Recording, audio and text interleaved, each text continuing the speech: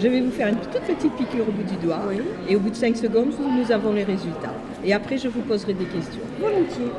Nadia vient de passer le test de glycémie, une façon rapide et efficace de dépister le diabète en mesurant le taux de sucre dans le sang. 0,87 g, c'est un taux normal, il est 11 h du matin. La maladie est avérée quand le taux est supérieur ou égal à 1,26 g par litre de sang en étant à jeun.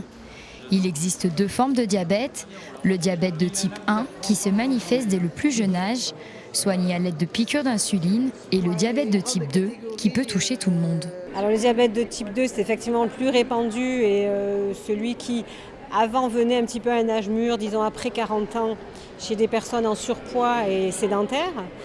Maintenant, ce diabète, on le voit de plus en plus arriver tôt, et même chez des adolescents, justement à cause des mauvaises habitudes alimentaires, à la consommation de soda, de boissons sucrées, d'aliments gras.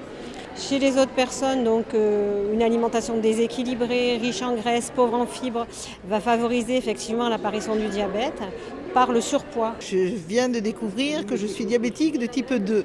Donc du coup, je sais que j'ai 2 choses à faire, équilibrer mon alimentation et faire de l'activité physique.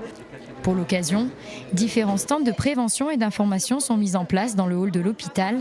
Non dépisté ou mal contrôlé, le diabète peut entraîner de graves problèmes de santé, comme notamment au niveau des yeux. Donc le diabète de sorte va vous donner soit des scotomes. Des scotomes, ce sont des vaisseaux qui vont claquer en quelque sorte et vont vous faire des taches. Ou alors un édème maculaire, c'est-à-dire que le centre de votre rétine va être occulté en quelque sorte. Pour d'autres complications, c'est au niveau des artères, au niveau du cœur, car 95% des Français diabétiques peuvent mourir d'une crise cardiaque s'il a un taux de glycémie trop élevé et qui se néglige.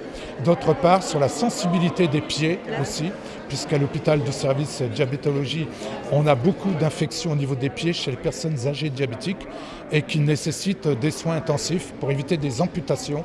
Depuis 10 ans, le diabète est en constante augmentation. À Cannes, l'unité de diabétologie compte 14 lits pouvant accueillir et prendre en charge les patients.